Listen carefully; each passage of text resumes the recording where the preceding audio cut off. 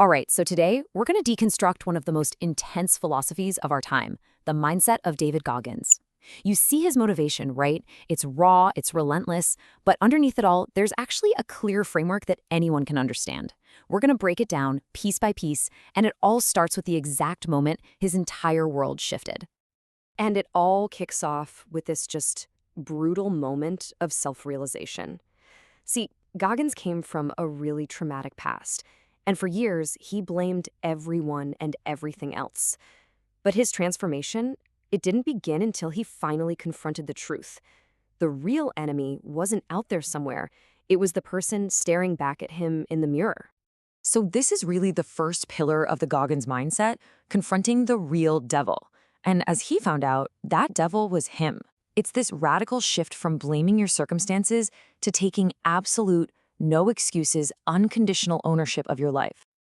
And look, Goggins is just brutally honest about this. He's not saying life is fair. He's saying life is tough. It will find your weak spots and it will hammer you. But here's the thing, waiting around for an apology or for someone else to swoop in and save you is a dead end. The only way forward is to stop looking for an scapegoat and accept that you and only you are your own rescuer. Okay, so he's got this new accountability, now what? What was the actual spark for change? Well, it wasn't some slow, gradual thing. No, it was a lightning strike, a single moment of inspiration that he turned into a concrete, life-altering mission. I want you to picture this. Goggins is nearly 300 pounds, working a dead-end job, and he flips on the TV. He sees these elite soldiers going through absolute hell. But instead of feeling defeated by that, he felt this powerful pull. It wasn't that he wanted their job, He wanted to know what it felt like to be one of the few who could survive that kind of fire. And this number, this just shows you the sheer scale of the challenge we're talking about. This wasn't about losing a few pounds for summer. This was 106 pounds in under 3 months just to get to the starting line. That is a mountain to climb. It seems completely impossible, right? And you'd think that was the hard part, right? But no. Even after he qualified, the path was anything but straight. The standard BUD/S training is 6 months long. Goggins' journey took 18, 3 times longer. He had the vision. He could literally see himself crossing that finish line. But the reality was a brutal, extended, soul-crushing grind. And this is such a crucial point. The dream of being a SEAL, that was the spark, but it wasn't the fuel. The real fuel came when the romantic idea of the dream disappeared, and it was replaced by a laundry list of brutal, day-in, day-out tasks. That's the switch. That's when you go from being a slave to your dream to being the master of it. So the big question is, how on earth do you actually do all that?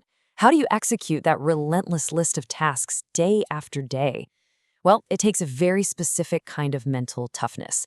And this brings us to Goggins' most famous concept, forging a calloused mind. I love this metaphor. Think about it like getting a callus on your hand. How do you get it? From friction, from doing hard work over and over again. Goggins just applies that exact same principle to your mind. You build mental armor by intentionally running towards discomfort, not away from it.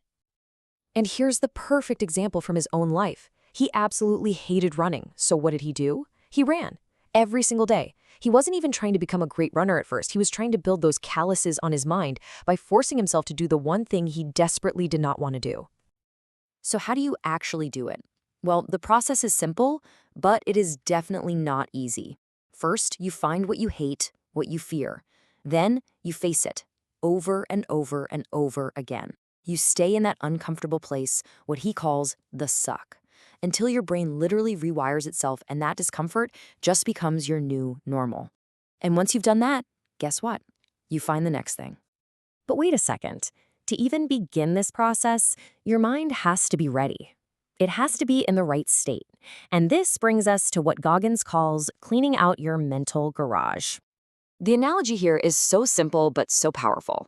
If your garage is filled with junk, old toys, boxes, just random clutter, you can't even park your car in it, right?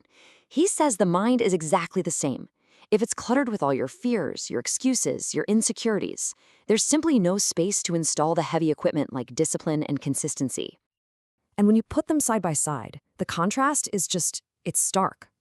A cluttered mind overloads like a circuit breaker. Any small bit of interference and the whole system just shorts out.